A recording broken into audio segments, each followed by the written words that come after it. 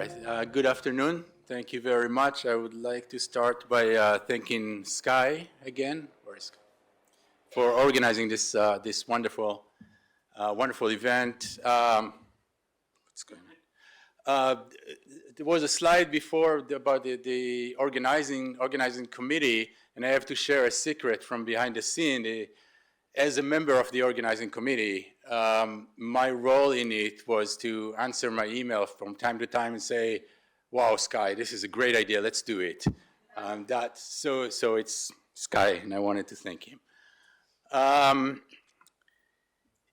Yeah, I'm going to continue where Lou ended it, or build on her wonderful insights. And add 2 points to the paper that Raffaele just presented. That I think that Raffaele, you made a very convincing argument, but I wanted to complicate it a little bit. So 2 points that I will make. One has to do with Raffaele's point about neutralizing the fascist art, fascist aesthetics in later exhibitions.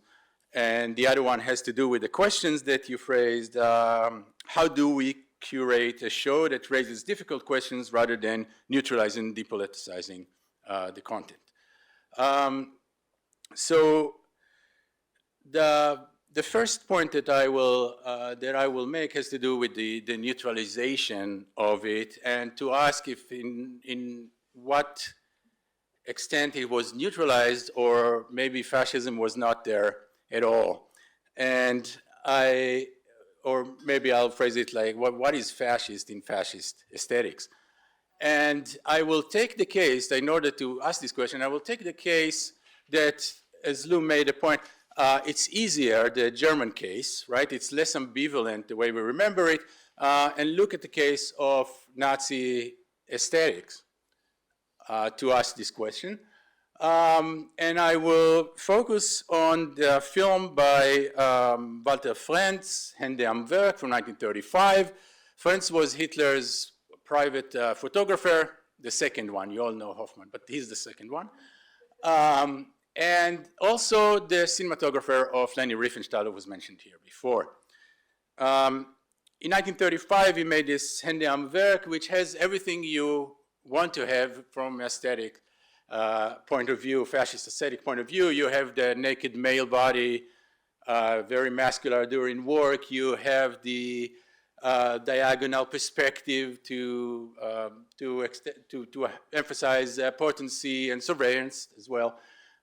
The gendered division of labor, the fascination with machines at work, and operating machines, and also the fragmentation of the human body, of the individual, prioritizing the Volksgemeinschaft, and so on and so forth. You all know all that. Now I'm going to make a demonstration which is kind of simplistic, and I apologize, but it's just to make a point. If this is a display window film for the Nazi or fascist aesthetics, we have a problem because we see the same thing everywhere at that time, right? So this is from Hände am Werk. This is from Avodah, which means labor. In Hebrew, this is from Mandat Palestine, made by Helmar Lersky, a German Jew who escaped German fascism. At least that's what he said. It's not really, but he escaped to Palestine. And then from the American New Deal films, that's everywhere. If you're not convinced, I'll show you some more. You see, it's the same images over and over again. In fact, Avodah and Hände am Werk came out, they had their debut at the same week in 1935, and it's actually the same film. It's the same film, but you see it everywhere. You see it in Soviet Russia, you see it in America, and so forth. The motifs are the same, and even if when it doesn't have to be the same, it's the same images, right? Again, here, the parking lot, and it doesn't make any sense, but it's the same visual motifs everywhere. again, I can go on forever, but I think my point is that it's the same because they're all taken from the same sources. Here you see here from Berlin Symphonie de Großstadt. Yeah, so you mix a little bit Berlin and some Soviet films from the time, from the late 1920s, and you have basically fascist aesthetics, but also New Deal America and Zionism and the Japanese film from the time, and I could go on and on and on. So what is the point? The point is to say that unless we think that everyone is fascist, which doesn't really help us a lot, that maybe fascist aesthetics is neutralized. It has to have another component in order to be fascist. I say it, but people said it before me. One, Joseph Goebbels, said it in 1937 when talking about the great German exhibition. He said, well, it's not about the aesthetic, it's about the organization of it, right? So what is this organization? I think this is a complicated question, and it has several answers.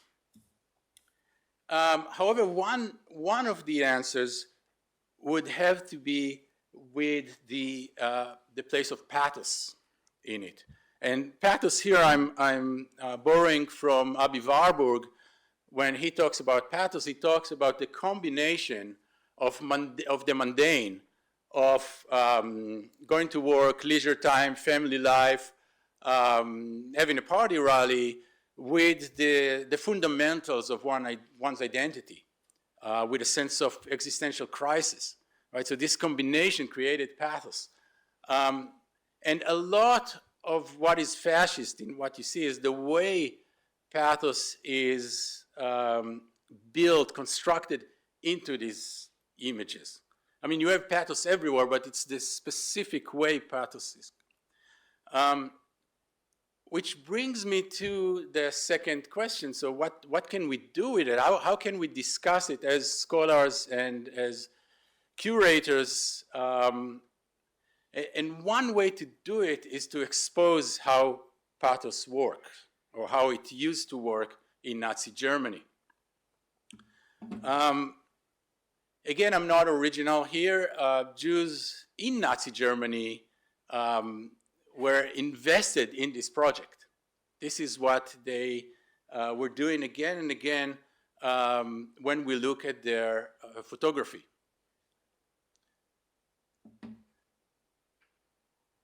Professional photographers obviously are doing it meticulously during the 1930s. This is from Roman Vishniak, and you can see that you see the posters there, the National Socialist propaganda posters. The one on the left says, this is the future, they are the future generation, support them.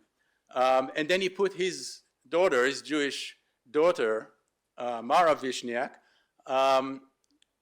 just next to it, right, to create this ironic moment about the future, the children, and so forth, and the pathos is turned into irony. What I think is interesting is that private photographers, amateurs, are getting that. And this is what we see again and again. Sometimes it's by reconstructing very famous nationalist images. You see here Friedel Wolmerstedt's a Jewish teenager with her friends, basically making the same very famous Wandervogel image, right? Or this kind with the captions, using the captions in order to ridicule or ironize the Nazi pathos. Here you see three cute little Jewish boys in Germany, and the caption states Deutschland der Wache, right? Which takes the slogan, takes the pathos, and turns it into something else. Interestingly, in many cases, it becomes part of a narrative. So, so you use Nazi images in narratives of Jewish life in Germany. like this one from Mariana Carmon. She was also a teenager in Berlin in 1938. She left a little bit after that, so this is her farewell album. And the whole album is about her life in Berlin, or actually it's about belonging in Berlin, to be part of the city. But this is the first page. And you see that she took the postcard, and she could choose, and it's interesting that she chose the one, so there is one with the pillars with the swastika, and one without, and she chose the one without, but you can see all the eagles and the other swastika in the background. So this is how she started, and then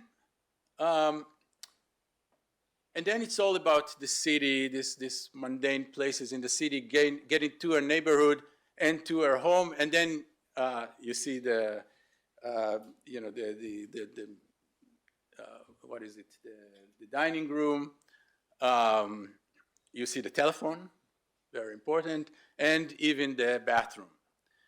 Right. So the point is that you start with this magnificent National Socialist image, and you end with the Jewish bathroom, right? But this is the story of me belonging in this place. This is an image that was fascinatingly analyzed by Sarah Warbeck, but I thought it will be interesting to show it here as well. This is a Jewish family. It's an album of a Jewish family going to Italy for vacation, right? And they are here in Venice, and they are watching the great celebration of Abyssinia. So, and in Ethiopia today, of course. So the great fascist regime victory, a colonial victory, right, is celebrated, and they are being part of it as outsiders, right? Of course, they are tourists, but also, interestingly, kind of insiders, because they can't participate in German celebrations at that time, but they can in Italy. So you have this, multi-perspective image of being in and out at the same time, and then the whole. It's hard to see the magnificence of the images right now, but it's all about the lights on the street and the people and everything you see normally in Leni Riefenstahl's this great images with many people standing in lines and so forth. This is all here, but so out of context that you have to ask yourself, okay, what's going on here?